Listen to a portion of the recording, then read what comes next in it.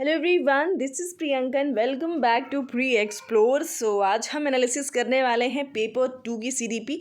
और जो भी कैंडिडेट, ऐसा नहीं है कि पेपर 1 ही सिर्फ दे रहे हैं ना तो वो इस क्लास को लीव कर देंगे, ऐसा बिल्कुल नहीं करेंगे। ठीक है, देखिए पेपर 1 हो या पेपर 2 हो, सीडीपी की जब भी हम बात करेंगे तो यहाँ पे सिमिलैरिटी ही देखने को मिलती है ना। बस कुछ क्वेश्चंस ऐसे होते हैं जहाँ पे आपको स्टेजेस का ध्यान रखना पड़ता है ना, क्योंकि भाई पेपर 2 में 6 to 8 के बच्चों को ध्यान में रख के आंसर आपको करना है। ठीक है, सो चीज़ें क्लियर होती है, कॉन्सेप्ट्स वही होते हैं, तो आप इसको लीव नहीं करेंगे। ठीक है, और यहाँ से अगर आप फर्स्ट पेपर वाले भी करते हैं तो आपको एक लेवल अप क्लास ही मिलती है और वो आपके कॉन्सेप्ट को और क्लियर करता है। सो क्वेश्चंस की तरफ बढ़ेंगे। और जो भी फर्स्ट टाइम क्लास में आ रहे हैं उन्हें मैं बता दूं कि जो क्लासेस हैं आपकी डेली 10 बजे अपलोड हो जाती हैं। ठीक है, सीडीपी भी कर रहे हैं हम, यानी कि लाइक जो भी आपके पीवाईक्यूज़ हैं उनकी प्रैक्टिस, साथ में आपके कंटेंट की क्लासेस भी चल रही हैं ना। मोस्ट इंपॉर्टेंट कंटेंट जो आपके एग्ज़ाम में पूछे जा रहे हैं, और जल्दी से जल्दी ही हमारा सिलेबस कंप्लीट हो जाएगा। उसके बाद हम अदर सब्जेक्ट्स को भी क्लियर करेंगे। ठीक है, सो क्वेश्चन की तरफ मूव करेंगे। पहला क्वेश्चन क्या है हमारा कि प्रगतिशील शिक्षा में बच्चों को किस तरीके से देखा जाता है। भाई प्रोग्रेसिव क्लासरूम में आप बच्चों को कैसे देखते हो? मासूम और आश्रित? बिल्कुल नहीं भाई, केवल जहाँ वर्ड आ गया ना वो अपने आंसर को ऑलरेडी लिमिट कर देता है ना, तो ऑप्शन सेकेंड आपका रॉन्ग हो जाएगा। थर्ड क्या है? ज्ञानवर्धक, नॉलेजेबल और अर्थ की रचना करने वाले होते हैं, मीनिंग मेकर्स होते हैं, यानी कि ऑप्शन नंबर थर्ड परफेक्ट हो जाएगा ना। सेकेंड क्वेश्चन की तरफ मूव करेंगे। सो सेकेंड क्वेश्चन क्या है कि छात्रों के लिए कक्षा में प्रतिक्रिया सबसे अधिक प्रभावी होती है जब यह छात्रों को तुलनात्मक श्रेणी प्रदान करता है, या फिर यह सीखने की गतिविधि के दौरान और पश्चात भी होता है, या फिर ये इस बात पर ध्यान केंद्रित करता है कि बच्चा क्या नहीं कर सकता की बजाय इसके कि वह क्या कर सकता है। ठीक है, यह वर्ष के अंत में, भाई वर्ष के अंत में जो परीक्षण होते हैं वो तो कभी मतलब बेहतर मान ही नहीं सकते उनको ना, वो योगात्मक परीक्षण माने जाते हैं, समेटिव, जो कि अच्छे नहीं होते हैं। ठीक है, तो यहाँ पे अगर हम बेस्ट ऑप्शन की बात करते हैं, ठीक है, प्रतिक्रिया यानी कि फीडबैक की बात करी गई है ना, तो भाई यहाँ पे अगर फीडबैक आप गतिविधि के दौरान भी ले रहे हो और गतिविधि हो जाने के बाद भी ले रहे हो तो दोनों ही बेहतर होते हैं। ठीक है, यानी कि क्लासरूम में आप एक चैप्टर रीड करा रहे थे बच्चों को, और रीड कराते कराते ही आपने पिछले पैराग्राफ से क्वेश्चंस पुट अप कर लिए बच्चों से ना, तो ये चीज़ भी हो गया, और चैप्टर ख़त्म होने के बाद भी आप बच्चों से क्वेश्चंस पूछ रहे हो, तो भाई हमें एग्जैक्टली क्लियर हो जाता है कि बच्चे कितने अटेंटिव थे क्लास में। ठीक है, ऑप्शन सेकंड बेहतर हो जाएगा। और क्वेश्चन नंबर 3 की तरफ आते हैं, असर्शन रीज़न, जो कि आज सीटेट के फेवरेट क्वेश्चंस बन चुके हैं ना, और हर सेक्शन में आपको ये क्वेश्चन देखने को मिलेंगे, फिर वो कोई भी सेक्शन हो। किशोरावस्था, भाई एडोलेसेंस की बात हो रही है। किशोरावस्था के दौरान जेंडर अपेक्षाओं के अनुरूप स्त्रीत्व या पुरुषत्व की परंपराओं का पालन करने के लिए दबाव बढ़ जाता है। बिल्कुल भाई, यहाँ पे जो बच्चे होते हैं ना वो प्रॉपर जो किशोर हो चुके हैं, अभी एडोलेसेंस की कैटेगरी में आ जाते हैं ना, और उन्हें एक अपना लाइक वो मेल हैं फीमेल हैं इस चीज़ का एहसास हो जाता है। ठीक है, और रीज़न क्या दे रहे हैं कि जेंडर और जेंडर भूमिकाएं जैविक रूप से निर्धारित की जाती हैं। बिल्कुल नहीं भाई, जो जेंडर है ना वो एक सामाजिक संरचना है। इवन अभी जेंडर टॉपिक खैर मैंने पढ़ाया नहीं है, जल्दी ही आपको मिलने वाला है। ठीक है, तो जेंडर जो होता है ना ये एक सामाजिक, एक सोशल संरचना है। ये समाज है हमारा जिसने भाई प्रॉपर जेंडर के लिए एक चीज़ निर्धारित कर दी है ना, कि इस जेंडर है, फीमेल है तो भाई फीमेल को कहाँ काम करना है, मेल्स हैं तो मेल्स को कहाँ पे काम करना है। जैविक बिल्कुल नहीं कह सकते हैं, बायोलॉजिकल नहीं होता है, बायोलॉजिकल सेक्स होता है भाई, कि बच्ची फीमेल है, लाइक लड़की है तो वो बिकॉज ऑफ सेक्स, ठीक है, और वो लड़का है तो वो भी बायोलॉजिकल एक तरीके से आप कह सकते हैं, वो चीज़ें होती हैं ना। तो यहाँ पे आपका रीज़न तो साफ साफ गलत हो गया। अब बचता है हमारा कथन, जो कि सही है, तो ऑप्शन नंबर हम थर्ड की तरफ चल सकते हैं। ए सही है लेकिन आर गलत हो जाएगा। ठीक है, क्वेश्चन नंबर फोर्थ क्या कहता है ना कि यहाँ पे सुनीता जो है एक 12 वर्षीय लड़की विशेष संगीतीय क्षमता रखती हैं। ठीक है, उन्हें म्यूज़िक में इंटरेस्ट है, उसके माता पिता दोनों ही निपुण गायक हैं, यानी कि उसके पेरेंट्स भी अच्छे सिंगर्स हैं, और वे सुनीता को अपनी आवाज़ को और बेहतर करने के लिए प्रशिक्षण कक्षा में भेज रहे हैं। सुनीता की यह क्षमता संभावित रूप से किन कारकों के अंतःक्रिया का परिणाम होता है। ये ग्रोथ और मैच्योरेशन को शो कर रहा है क्या, कि मैच्योरेशन के साथ साथ में उसमें चीज़ें हो रही है। न्यूट्रिशन और डिसिप्लिन, हेरिडिटी और एनवायरनमेंट, तो भाई हेरिडिटी और एनवायरनमेंट ही तो है। पहले तो बच्चे को हेरिडिटी में ही चीज़ें मिली क्योंकि उसके पेरेंट्स भी सिंगर थे, तो ऑब्वियस सी बात है बच्चे में भी उसके भी जीन्स कहीं ना कहीं वो सिंगर की तरफ ही भागेगा, ठीक है, उसकी आत्मा। और उसे एनवायरनमेंट भी वैसा ही दिया जा रहा है ना, उसे क्लासेस प्रशिक्षण प्रॉपर दिया जा रहा है। तो ऑप्शन नंबर 3 आपका बहुत ही बेहतरीन होगा। और जो भी क्लास में फ़र्स्ट टाइम आ रहे हैं ना, प्लीज़ चैनल को सब्सक्राइब कर लेंगे, ठीक है। और इसी साल हमारा एक टारगेट है कि भाई हम एटलीस्ट 10K, ठीक है, 10,000 न्यू सब्सक्राइबर्स को अपने साथ कनेक्ट कर सकें। सो जो भी क्लास को ले रहे हैं, it's a humble request to you all कि आप लोग प्लीज़ शेयर करें अपने दोस्तों के साथ, आपके जो भी ग्रुप्स हों, ठीक है। और प्लीज़ अपना थोड़ा सा आप पार्टिसिपेशन कर सकते हैं बाय शेयरिंग, ठीक है। और वीडियो को लाइक ज़रूर करेंगे, है ना।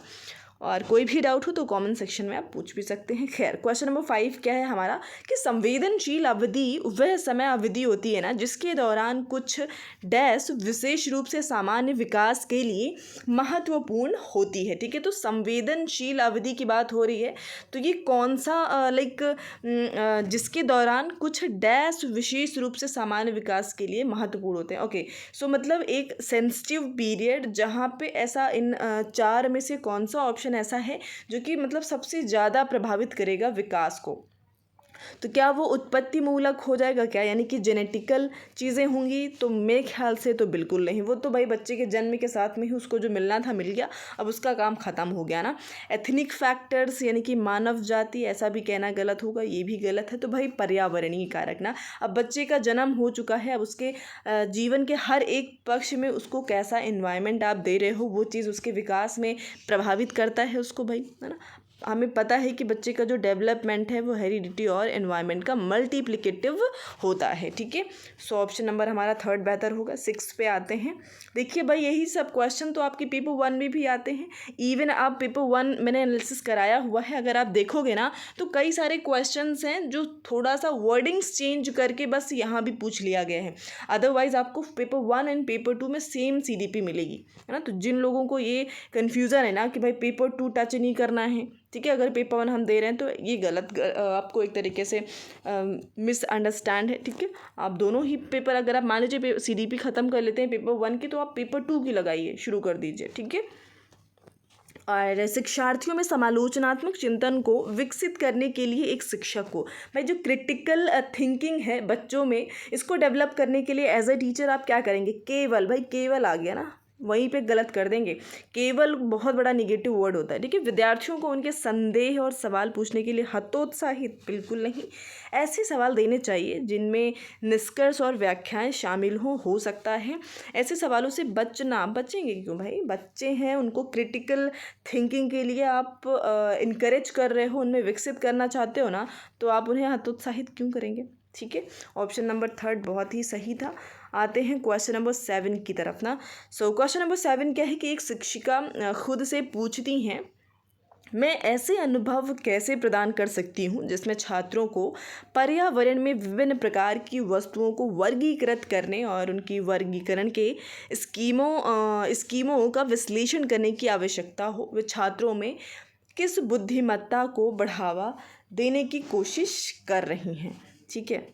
भाई यहाँ पे पर्यावरण की बात हुई है, ठीक है। मतलब ऐसा बोल रही हैं कि कैसे प्रदान कर सकती हूँ मैं ऐसे अनुभव, ऐसे एक्सपीरियंस जिसमें छात्रों को पर्यावरण के विभिन्न प्रकार के उसके बारे में वो उनको समझा सके, बता सके ना। तो भाई आंसर तो बहुत क्लियर है। क्वेश्चन जितना बड़ा था आंसर उतना ही क्लियर था। बात पर्यावरण की कर दी गई, तो यहाँ पर जल्दी से देखेंगे कहाँ पर पर्यावरण की बात करी गई है ना। तो ऑप्शन नंबर आपका 3 हो गया। देखिए ये क्वेश्चन जो है आपका पूछा गया है हॉवर्ड गार्डनर की थ्योरी से ना। अगर आपने क्लास ली है तो आप समझ गए होंगे कि हॉवर्ड गार्डनर की थ्योरी है और वहीं से ये क्वेश्चन आपका पुटअप किया गया है। अब जो लोग थ्योरी रटने बैठ जाते हैं ना कि हॉवर्ड गार्डनर ने 8 बुद्धि के प्रकार दिए हैं, तो वो यहाँ पे फंस जाएंगे। अगर आप प्रैक्टिस पे ज़्यादा से ज़्यादा ध्यान देते हो ना, तभी आप आंसर कर पाते हो ना। तो भाई इसीलिए कहते हैं ना कि सीटेट को रटना नहीं है, ठीक है। और ये चीज़ मैं बार बार आपको समझाती हूँ। अब यहाँ पे आपसे कॉन्सेप्चुअल बेस्ड क्वेश्चन पूछ लिया गया ना, पैराग्राफ दे दिया गया भाई, और उसी से आपको ये 4 ऑप्शन मिल गए। तो थोड़ा सा कॉन्सेप्ट को पढ़ेंगे और ज़्यादा से ज़्यादा प्रैक्टिस करना है हमें। सो क्वेश्चन नंबर 8 क्या कहता है भाई हमारा कि महारत हासिल करने के लक्ष्य निर्धारित करने से छात्र की अभिप्रेरणा और योग्यता के बारे में विचार कैसे प्रभावित हो जाते हैं।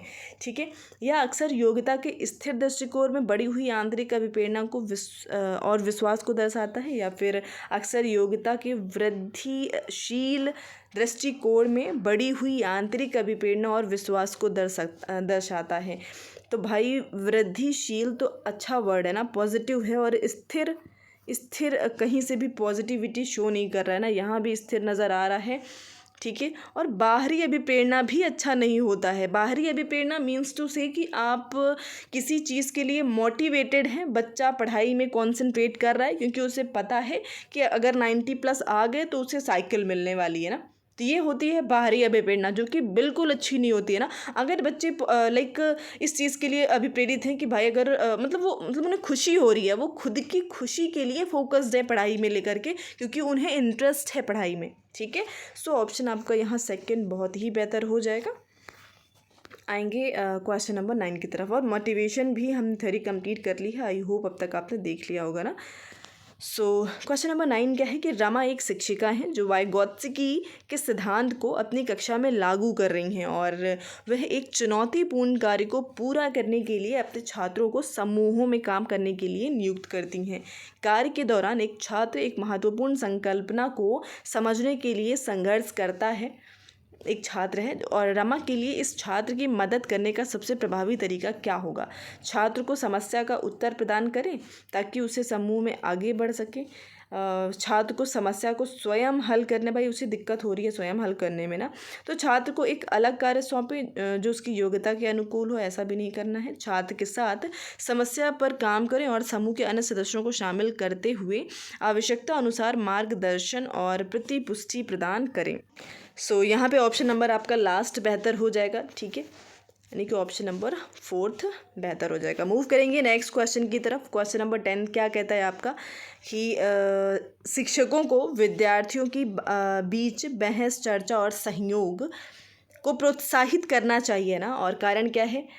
बिल्कुल ऑप्शन ए तो आपका सही है ना। आर क्या कहता है कि ज्ञान उत्पादन एक निष्क्रिय प्रक्रिया, ऐसा है क्या, बिल्कुल नहीं, यहीं पे गलत हो गया, ए सही है, आर गलत हो जाएगा। ठीक है, और मूव करेंगे क्वेश्चन नंबर 11 पे। भावनाओं, व्यक्तित्व और सामाजिक संबंधों में परिवर्तन और स्थिरता किस विकास में शामिल है। तो भाई जहाँ पे भावनाओं की सिर्फ बात होगी वहाँ पे भावात्मक हो जाएगा, जहाँ पे सिर्फ और सिर्फ बुद्धि की बात होती है वहाँ पे संज्ञानात्मक हो जाता है, जहाँ पे इन सभी की बात होगी ना वहाँ पे वो मनोसामाजिक विकास की बात कर रहे होते हैं। समझ रहे हैं आप।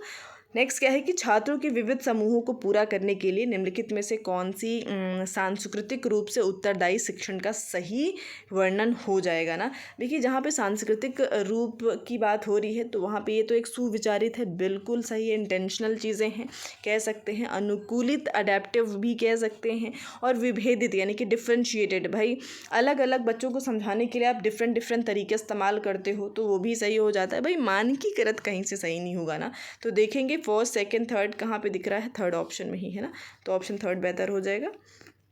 और क्वेश्चन नंबर 13 क्या कहते हैं कि स्कूलों को उस ढांचे के भीतर कार्य करना चाहिए जो तैयार उत्पाद और सीखने के परिणामों का आकलन करे। बिल्कुल नहीं, बहुत ज़्यादा गलत है, क्योंकि भाई शिक्षा एक उत्पाद नहीं है, ये एक प्रोसेस है, पूरा प्रक्रिया कहते हैं इसको। ठीक है, और सीखना रीज़न क्या दे कि सीखना पक्के तौर पर अनुक्रमिक और पदानुक्रमित बिल्कुल नहीं होता, ये अप डाउन होता रहता है। जिस तरीके से बच्चे का विकास होता है वैसे ही लर्निंग भी आप कह सकते हैं।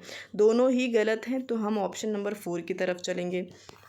ठीक है, और क्वेश्चन नंबर 14 क्या कहता है कि लेव वाइगोत्स्की के अनुसार भाषा और विचार किस तरीके से संबंधित है ना। तो भाई इनकी थ्योरी तो हमने डिस्कस कर ली है ना, आप इसका आंसर आप बताओगे। ठीक है, जो भी वीडियो को देख रहे हैं इसका आंसर आप बताएंगे। आई होप कि आपने अब तक इनके जो कंटेंट का क्लास है वो देखा होगा ना, कि भाषा और विचार आपस में किस तरीके से संबंधित है। ये आपके लिए HW ना, और कॉमेंट सेक्शन में आप सभी आंसर करेंगे एंड आई होप कि आप आंसर सही करेंगे।